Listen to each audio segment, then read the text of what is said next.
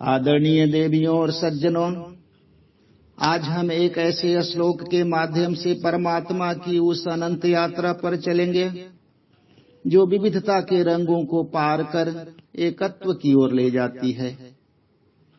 मैं आपका साथी इस सुंदर सुभाषित के साथ उपस्थित हूँ और यह सुभाषित है, एक वर्णम यथा दुग्धम भिन्न वर्णासु धेनुषु तथैव धर्म वैचित्र्यम तत्वमेकम परम स्मृतम।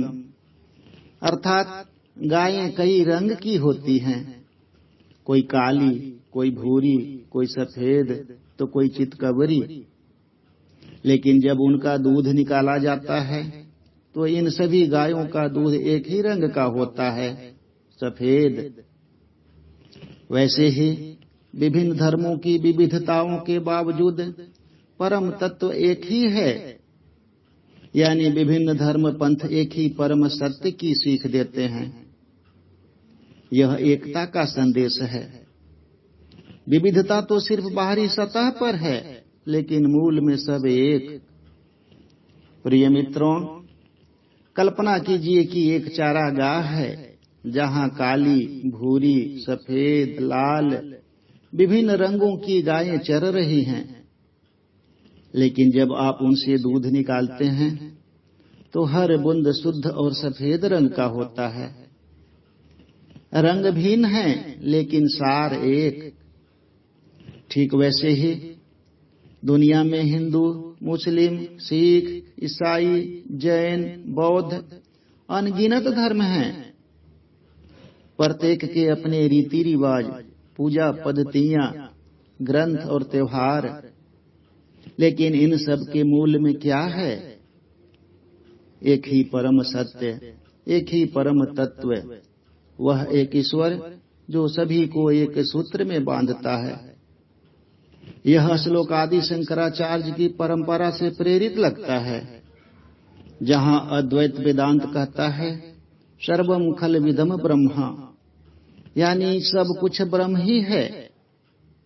विविधता माया है, भ्रम है, लेकिन एकता वास्तविकता है।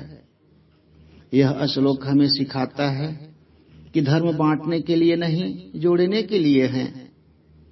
आज के विभाजित समाज में जहां धर्म के नाम पर झगड़े होते हैं, यह श्लोक एक पुल का काम करता है, एकता का पुल। मित्रों, धर्म में यानी पंथ में भिन्नता क्यों दिखाई देती है? क्योंकि यह संसार बहुत बड़ा है। यहाँ अलग अलग देश हैं, अलग अलग संस्कृतियां हैं और अलग अलग भाषाएं हैं। इसलिए स्वाभाविक है कि ईश्वर की उपासना के तरीके भी अलग अलग होंगे।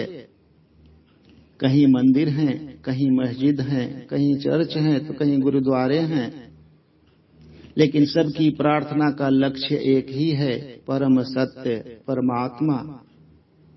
यानी रास्ते अनेक हैं परंतु मंजिल सबका एक ही है। हिमालय से कई नदियां निकलती हैं, गंगा, यमुना, ब्रह्मपुत्र, गोदावरी, कावेरी इत्यादि। सबकी दिशा अलग है, रास्ते अलग हैं, लेकिन अंत में सब समुद्र में ही मिलती हैं।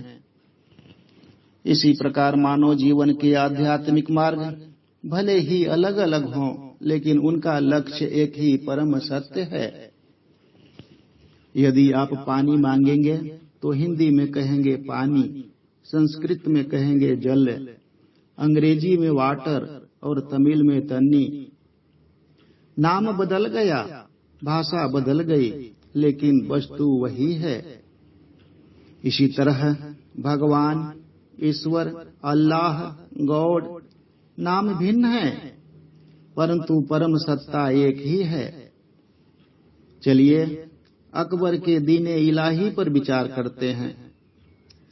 मुगल सम्राट अकबर जो मुस्लिम थे, उन्होंने हिंदू, जैन, पारसी और ईसाई विद्वानों को एकत्रित किया। उन्होंने देखा कि सभी धर्मों में प्रेम, करुणा और सत्य का संदेश एक ही है।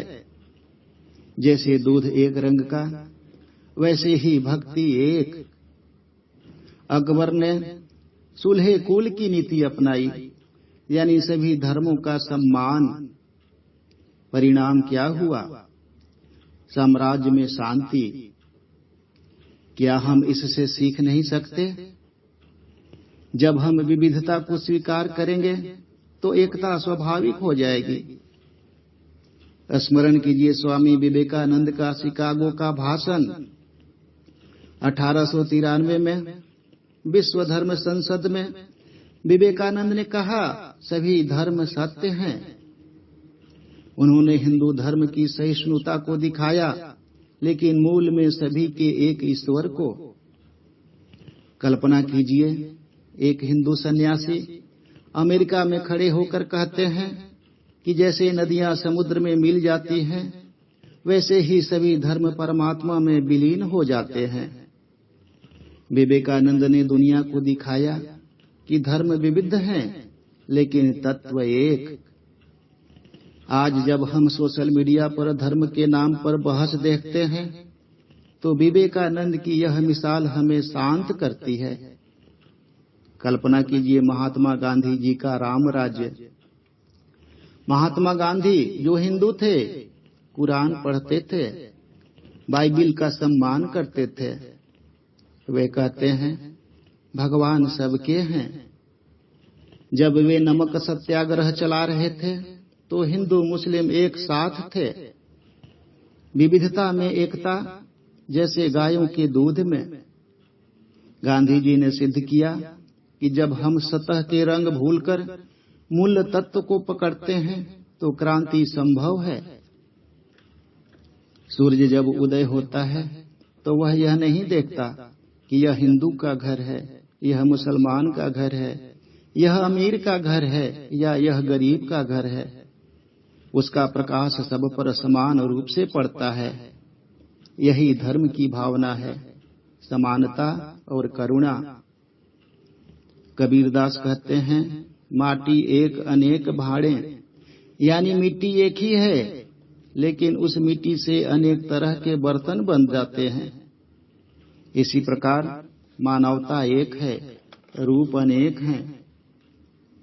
तो प्रिय श्रोताओं, यह श्लोक सिर्फ किताबी ज्ञान नहीं, जीवन का मार्गदर्शक है।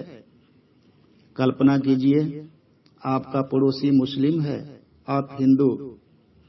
ईद पर बधाई दें, दिवाली पर आमंत्रित करें, विविधता मनाएं, लेकिन मूल में एकता को याद रखें। रोज 5 मिनट के लिए आंखें बंद करें और सोचें, मेरा धर्म भिन्न हो सकता है, लेकिन ईश्वर एक ही है। जैसे अनेक रंगों के गायों का दूध सफेद। घर में बच्चे विभिन्न विचारों के हों, एक डॉक्टर बने, एक कलाकार, लेकिन प्यार एक। विविधता सतह पर हो, परंतु एकता हृदय में।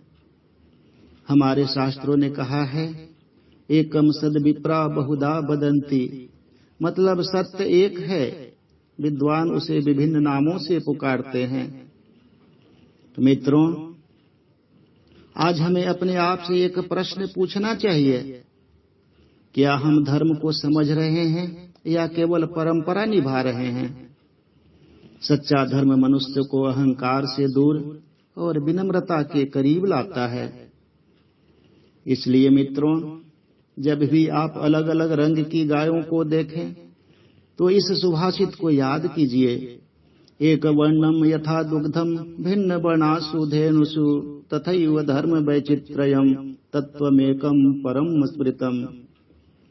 धर्म के रूप अनेक हो सकते हैं, लेकिन सत्य एक ही है। और जब मनुष्य इस सत्य को समझ लेता है तो उसके जीवन में शांति आती है, प्रेम आता है और सच्चा धर्म प्रकट होता है। गायें चाहे रंग अनेक हो, दूध सभी का एक, अलग अलग हैं राहें जग में, मंजिल लेकिन एक। नाम अलग हैं ईश्वर के, भाषा भले हजार, पर भीतर जो ज्योति जले वही प्रभु का द्वार। मंदिर की हो घंटी चाहे या मस्जिद की आजान, सबकी धड़कन में बसता है एक ही भगवान। जब यह रहस्य समझ में आए, मीट जाए हर भेद, मानवता का फूल खिले फिर प्रेम बने उपदेश।